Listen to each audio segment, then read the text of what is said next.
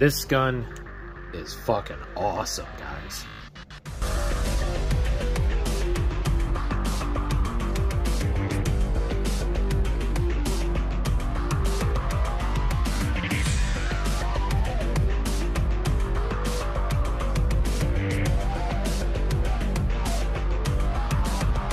Welcome back to the channel, folks. Sorry I've been on such a long hiatus. I kind of just do this whenever I have the free time to, and I've been a busy boy for the past year, so I haven't been able to make as much content.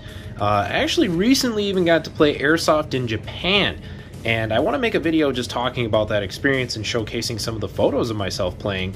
But I thought for now it'd be pretty fitting to make a review of one of my new recent passions, which is gas blowback rifles. I do not own solely gas blowback rifles, but I have acquired a lot, and this is one of them. This is the Tokyo Marui MTR-16 G Edition, which stands for Gangsta Edition. No, I'm kidding. It's Gold Edition, hence all the gold trim on it. So when it arrives in the box, this is how it's presented to you, except you will not have this angled foregrip and you will not have the flip-up iron sights. I put those on myself. But I think Tokyo Marui has really knocked it out of the park in terms of how they presented it. This gas blowback rifle is pretty high-end, and they make you really feel like you bought a high-end rifle with the way it's packaged and the way it is. Just look at it. It's beautiful. So when you get it in the box, what you will have with it, other than the rifle, of course, is manual up there, which is actually a pretty good manual, but it is written entirely in Japanese, but they have a lot of illustrations, so that way you can figure stuff out. You will have these really awesome little M-lock rail segments, or Picatinny rail segments that go onto the M-lock rail, excuse me, that are all beautifully slotted into their place and behind this sliding plastic window, which is just such a nice touch. But since I haven't put anything on it, aside from this angle grip, which was meant for M-lock rails, I haven't really needed them, so that's why they're still in the box. You will have this little box right here that kind of feels stuck in there. Why won't it come out? Okay, I guess you're just going to have to see what it's in there from down here. It comes with some Allen wrenches, which I haven't really figured out what exactly these are for yet. They might be for disassembling the gun, but I just have my own set, so I just kind of kept them in there. You also get a little barrel blocker, and then you will also get some BBs. I presume they are 0.2 gram BBs, and they're probably pretty high quality, though, because they're probably Tokyo Marui BBs, which are a thing, and they're actually quite common over in, well, Japan, as you would expect, being that it's home of Tokyo Marui. Let me get this box closed first. There we go. Wait, I don't think I did that right. Oh.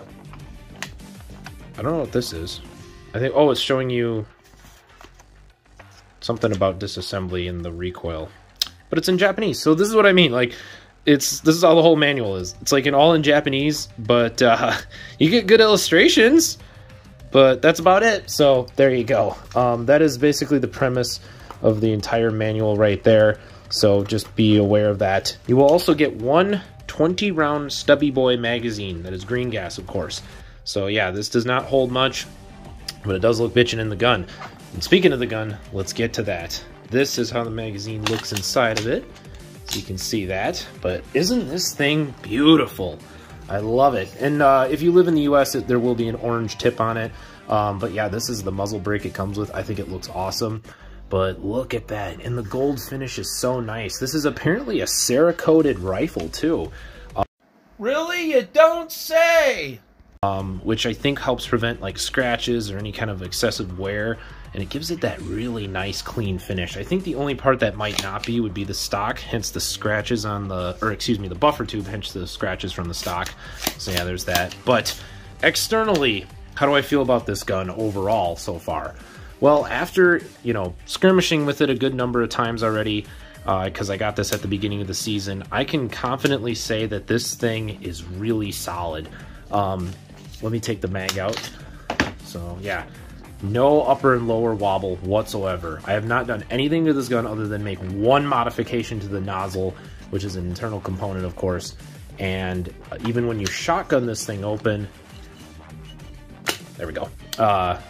There's extremely minimal wobble between the upper and lower. I'm talking extremely minimal, guys. So you really, really don't have to worry about anything externally. And again, I have shotgunned this thing open and closed a bunch of times. I have also even wrenched on the barrel and stuff a little bit to try to get it apart, so I could try upgrading the bucking and the inner barrel, but that didn't really work. This thing has a lot of Loctite on the barrel nut that lies underneath this portion of the M-LOK rail. But yes, the M-LOK rail is also extremely solid. Just make sure these screws, those screws, and then also this screw, which connects to the, you know, the gas block assembly and all that stuff, is secure, and it's not going anywhere. I'm not sure exactly what the outer barrel length is, but it seems to be lengthy enough. This is definitely a really comfortable rifle. I really like this more straight grip too, and because it's a GBB, it's hollow, and it's also like to proper spec, so it's not as fat as an M4 AEG one. Selector switch, super crispy. It's ultra satisfying. It's ambidextrous, and the ambi function is really good. It doesn't feel so gummy, and it works just fine. The other thing, that's the charging handle is not fully ambi, but it kind of is if you squeeze here, depending on, you know, if you're lefty or righty, but otherwise just it's a standard charging handle basically.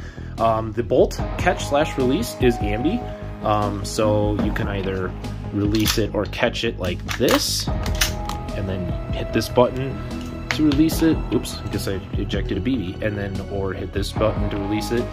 Obviously it's fine, it's nice and smooth.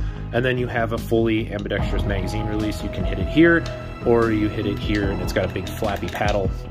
And then the trigger is nice. This is like a straight trigger, and it's so clean. Just a nice click.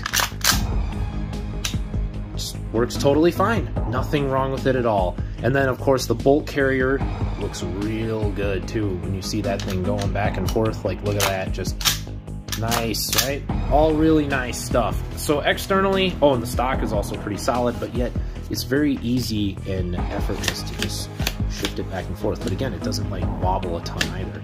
Buffer tube is really solid, of course. And again, just shouldering the rifle, sorry, I keep running into the tripod, is so good feeling. It's so nice. There's a little bit of a rubberized texture to the back too. Now, a lot of times people ask me, because they're used to old school Tokyo Marui, is that thing metal or is it plastic like the old Maruis? Well, actually, it's all metal. So the upper and lower receiver is metal, buffer tube metal, and then the trigger guard is actually polymer, and then all the gold bits are metal.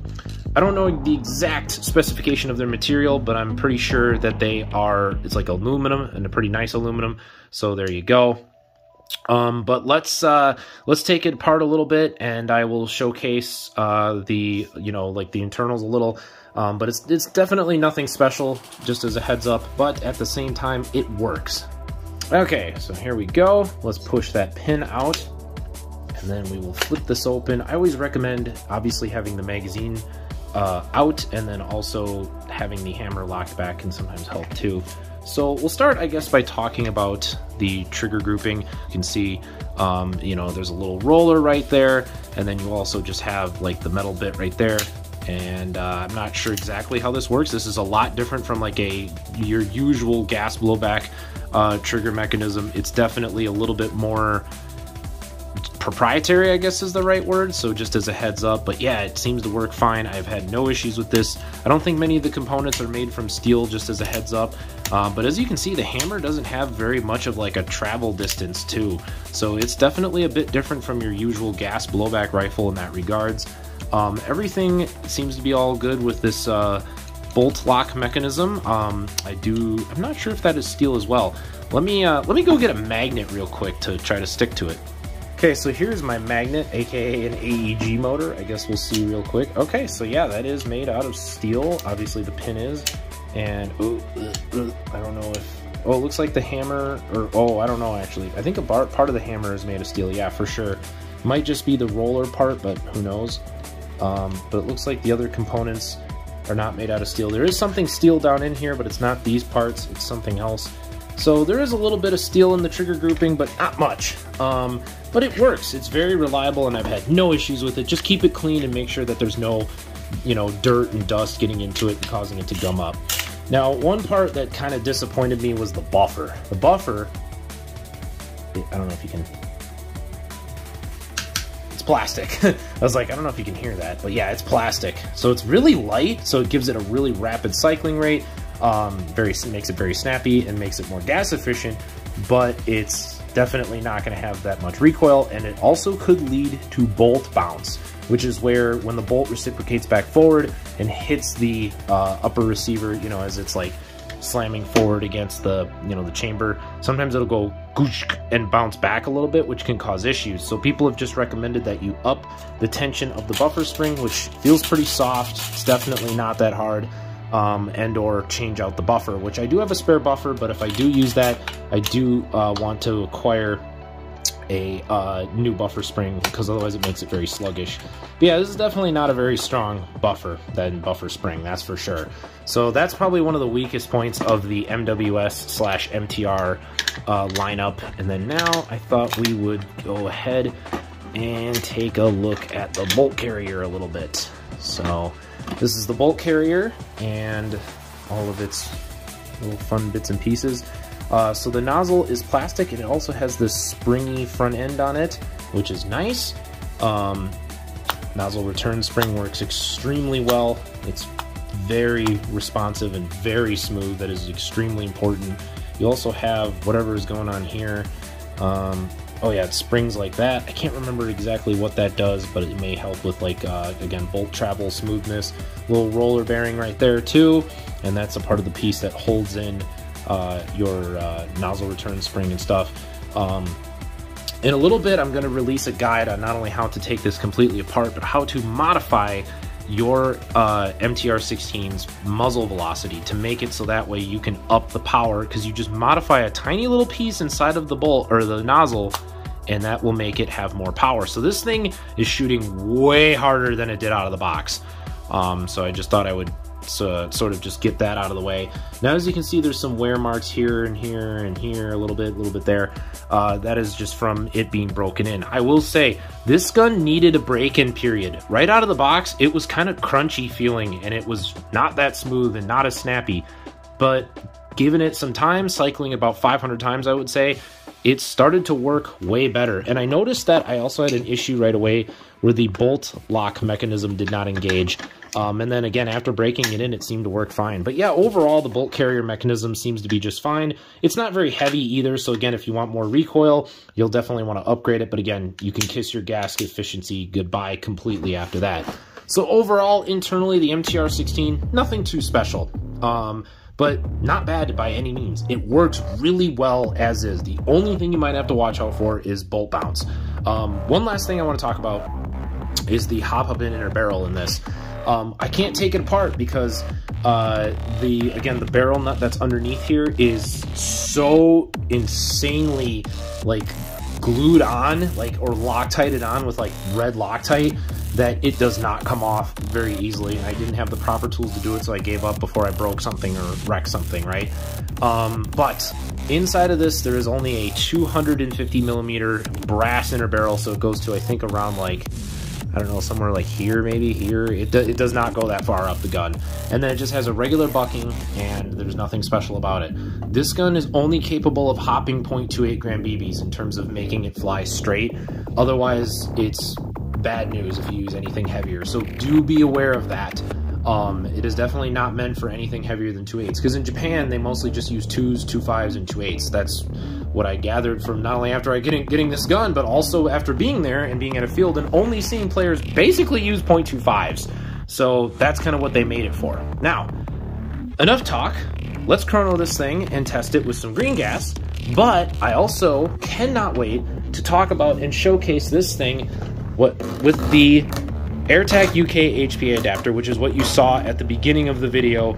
This is a must-have if you are a very avid gas blowback fan, but you want something that's more practical and more cost-effective than carrying a buttload of these goddamn green gas magazines on you. This will enhance the hell out of your gun's performance. You will absolutely love it.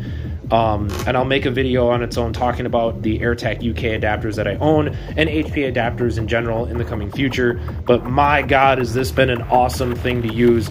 Basically, the way it works is this, as you can see, takes place of it sort of mimics that of the MTR's, magazine, and it sits in the magazine well, and then it has its own magazine well attached to the bottom of it.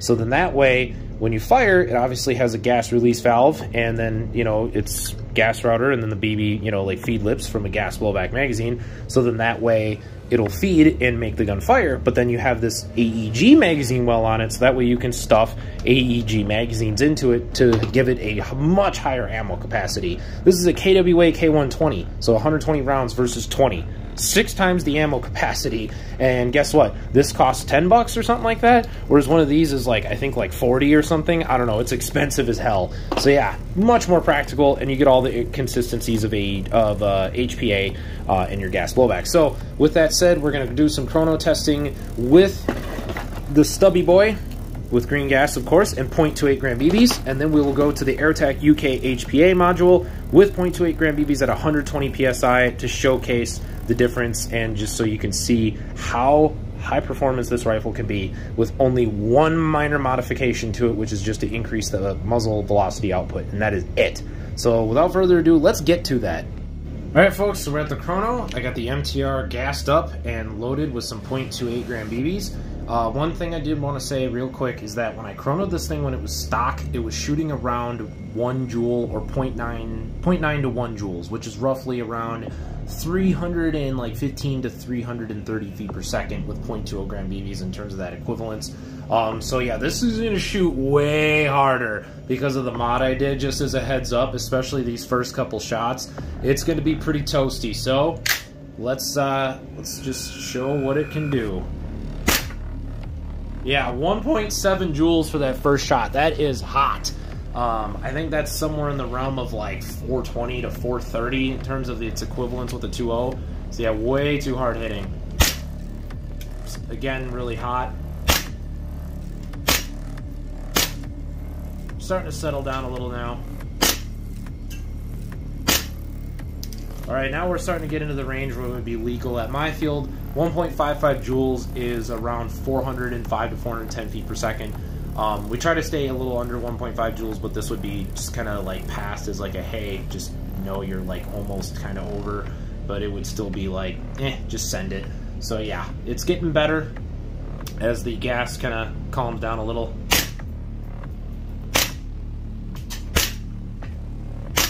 As you can see, it's getting a bit more consistent too, but it's starting to drop a bit.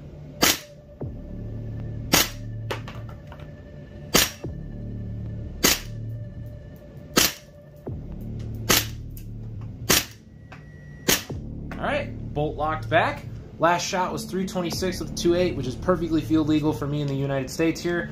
And a lot of the other shots were reading around 335 to like 345 with a 0.28. Not too bad, but again, definitely a sharp drop off with the green gas magazine. Definitely sharp drop off. It's a little cold right now. Again, the temperature inside of my basement's around 65 degrees Fahrenheit, but I just wanted to show that the bolt did indeed lock back, so that worked. That was pretty cool. So again, we got through 20 shots, as you can see right there, 20 shots. So what I thought we would do is, just to sort of wrap up the test with green gas, is continuously shoot it until, and then just, you know, keep releasing the bolt. Hold on, this is not easy. There we go. So what I'll do is I will shoot it, release the bolt, shoot it, release the bolt, and then until it stops. So again, we're up to 20 shots. Oop, that didn't lock back. Oh, now it's not locking back, you dick. So we got 3 more shots, so let's just count them. 4, 5, 6, 7. Oh, now it works. 8, 9, 10, 11, 12, 13, 14, 15, 16, 17, 18. It's getting weak. 19. Oh. So your limit is going to be about 30, I would say 38, give or take 2 shots. And that's with the power mod on this little stubby boy. So fully charged, full charge of green gas, you get through, and this is like kind of shooting it, not obviously just continuously, but, you know, taking like little breaks in between some of the shots in fair weather or fair climate. So again, you're going to get roughly, I would say, Yeah, 35 to 40 shots, but again, if you rapid fire it, you probably only get 30 or less, and that's with the power mod. So when this thing was stock, I would say, because it's using less gas when it's stock versus how I have it set up now, I would say this would probably get 40 plus shots. So not too bad for this little shit. I mean, it's not even as big as my hand. So yeah, if you got the bigger full-size Stanag mag that holds 35 rounds, you could probably get 50 to 60 or maybe 70, 80, I don't know, but depends on how you do it, shots out of it. And I've heard there's a way you can even increase the power. I'm going to link a channel below about that where a guy talks a lot about these guns. It's called Ollie Talks Airsoft, and he's awesome, so go to him if you want some more advice on these two. But yeah, so far, really happy with that. But I don't use green gas because I'm a scrub. So with that, it's time for me to showcase how this thing does with the AirTac UK HPA adapter. So just to showcase how this looks in the gun, it does look kind of goofy. It looks like I have an enormous extended mag in there, but it's not the worst. It's definitely better than some of the other adapters I've seen out on the market where they're, not gonna lie, they're fucking hideous. I'm a fan of these HPA adapters for GBBs, but my god, are there some butt ugly adapters out there. So again, 0.28 gram BBs, a little over, I think around 120 to 125 PSI. Let's let it rip. Oh yeah, she's cooking.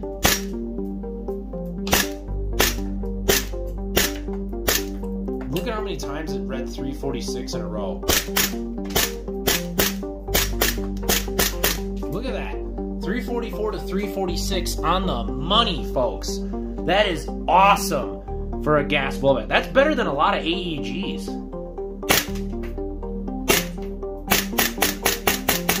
Got a couple of drops there, went down to 342, but still not that bad. Look at that, all in the 342 to 346 range. Amazing. Let's look at the shot memory. Oh, I kind of counted that as one shot, damn it, because I was rapid firing it. Lame. Oh, that was the last one with the green gas. So yeah, look at that. Look at how consistent that is for a gas blowback. That's amazing. I think this gun is awesome for that. I want to give it a rate of fire test. Now, one thing I need to warn you guys about is this power mod. This is a big disclaimer here. This power mod tends to decrease the rate of fire. It seems to make it a lot more sluggish in full auto. So we'll see what it does in full auto. I haven't chronoed it in full auto in a while, but let's see what it shoots. Looks like 11 rounds a second. Now, when this thing was left alone, without that power mod I did, I was getting around 16 rounds a second, which was a lot more respectable. When this thing is dry firing, once I run out of BBs, you'll see what I mean and how much faster the rate of fire is. It's insane what kind of a rate of fire increase you get. So yeah, let's go and shoot at the target now. Alright, so you guys are zoomed in. Let me see if I can get my finger. You're zoomed in at that target, and that's what I'm going to be shooting at. It is a 9-inch diameter metal target, so you'll be able to hear it hit, and you should be able to see it too. It's about 70 to 72 feet away, not too far, but it gives you an idea of how this gun will be. So try to look for the BBs coming out of the right side of the screen. Pardon me if I have bad aim, it's a skill issue. Here we go.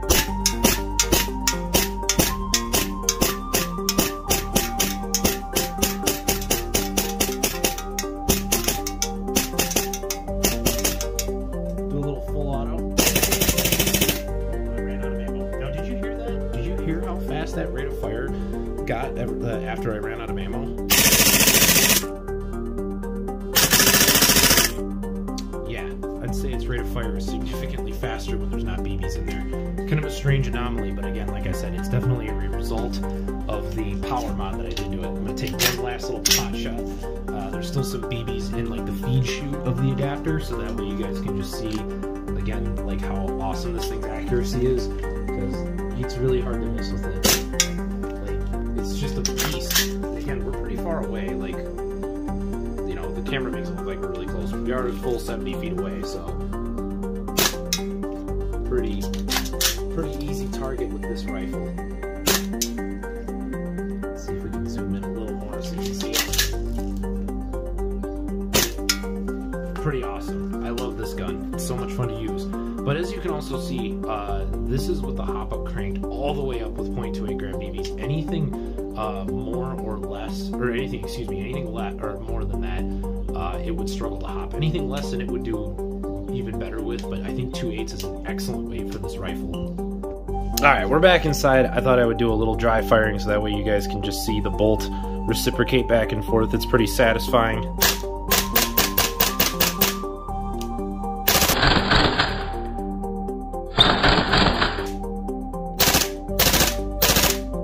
Again, it's so snappy. I mean, you can really spam this in semi. And it has no problem keeping up. It is badass. I love this gun. I love it, I love it, I love it. So, let's sort of wrap this up. Well, folks, in my opinion, the MTR-16 is an absolute unit of a gas blowback rifle. I've had a blast skirmishing this thing, and as you can see, the accuracy is pretty damn good with some .28 gram BBs with this thing. I'm overall very pleased with this rifle. There's really not a whole lot I would recommend doing other than just trying to get the power upgraded, and then I would definitely recommend running one of these AHPA adapters by AirTac UK. It is super nice, it's really low profile, and it fits most M4 mags. I only have tried a couple of random high caps, KWA K120s, and then lastly, I have ran it with the PTS EPM1s, and it feeds flawlessly with everything. I just would not recommend sticking a drum magazine into this, as, you know, it could put too much weight on the little mini mag well and the little mag catch/release here, so you don't want to do that and strain it too much. But overall, this rifle is just beautiful. The performance is great, the consistency is amazing, accuracy is good, range ain't bad either. I think this could reach out and touch targets up to 200 feet, but I wouldn't say anything beyond that, and that's if you do the power upgrade and then also run it with some .28 gram BBs. Out of the box, it was probably only effective to around 150 feet, but still, that's more than enough. And I think the gas efficiency is good. The overall exterior quality is astounding. The presentation in the box is amazing. And last but not least, this thing is just fun to use. Gas blowbacks are a blast to use, and I think that Tokyo Marui knocked it out of the park with this. But you have to pay the price. This thing on Evike costs a pretty penny, 700 bucks, folks. And this adapter I think was around 150, so yeah, it's no joke. But it saved me in the long run from having to buy like 10 of those. So there you go. But at least it's gas efficient and the performance on it is pretty decent. Overall, would I recommend this rifle? If you're looking for a really practical starter rifle of some sort, or a really practical rifle in general, I would say probably not unless you plan on running that HPA adapter. However, if you are a gas blowback enthusiast and you're looking for a really good out-of-the-box gas blowback, hell yeah, I would recommend this rifle. This thing is an absolute unit, and I really cannot say enough good things about it. Again, give it a 500 round break-in period, maybe increase the power if your local field or your country, I guess, allows it, and then just maybe upgrade the hop-up and stuff if you try to run some heavier BBs with it, heavier than .28 I should say. But with .28 gram BBs, the hop maxed out, as you can see, it was doing just fine. And overall, I am extremely impressed with this rifle. I really like it, guys. I really cannot say enough good things about it. Stay tuned for that video showing how to disassemble the bolt carrier soon. I'll show you how to do the power mod. Big disclaimer though, it does fuck with your full auto rate of fire, and it is a permanent mod. The only way you could undo it is if you basically replace your entire nozzle mechanism inside of there. It may even be a part that's like not even considered to be a part of the nozzle, because it is a part of the nozzle return spring mechanism, so you may have to get something entirely different to make it not do that again, to like make it go back to normal, just as a heads up. But otherwise, I love this gun. So far fielding, it's been a blast. It's been really easy to maneuver with. It's been easy to hold, easy to transition from lefty to righty or righty to lefty. It's just been very practical. Nothing's gone wrong so far. No jams. It's held up in cold weather really well. When I say cold, I'm talking like 40 degrees Fahrenheit cold, especially with the HPA. Don't know how it would do with green gas, but I have heard these are magnificent with green gas in the cold. Again, cannot complain. No weird jams or malfunctions or failures. Just, it's a good functional rifle, guys, and it's gorgeous to boot. I mean, one last good look at it.